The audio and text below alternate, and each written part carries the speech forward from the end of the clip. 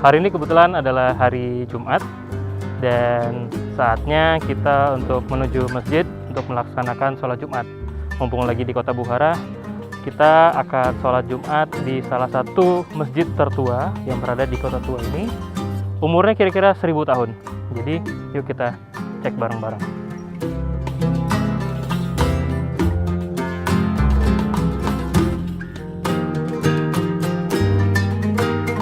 Hari ini saya akan ditemani oleh teman saya di Bukhara.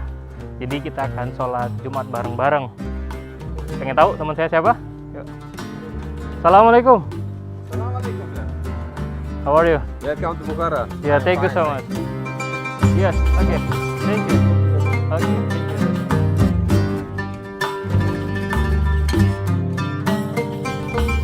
Ini adalah teman saya, Mr. Jahangir. Beliau sangat ramah, seperti tipikal warga yang saya temui di kota Bukhara ini. So how old is also from 16th century? Dari beliau, saya mempelajari sejarah yang sangat panjang tentang kota kelahiran Imam Al-Bukhari ini.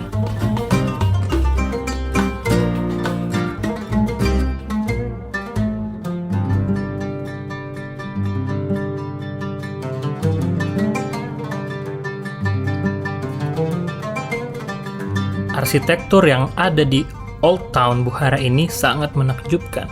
Salah satunya adalah masjid tertua yang berada di komplek ini.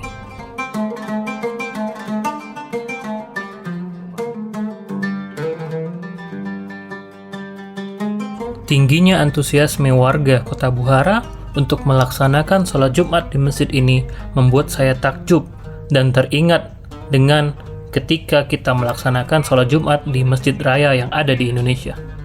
Alhamdulillah kita sudah selesai sholat Jumat di masjid ini.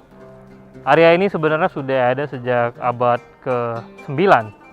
Dan di abad ke-11 pasukan Mongol menghancurkan dan memporak-porandakan semua fasilitas maupun pemukiman yang ada di sini. Sehingga banyak situs-situs sejarah yang sangat rusak ketika itu.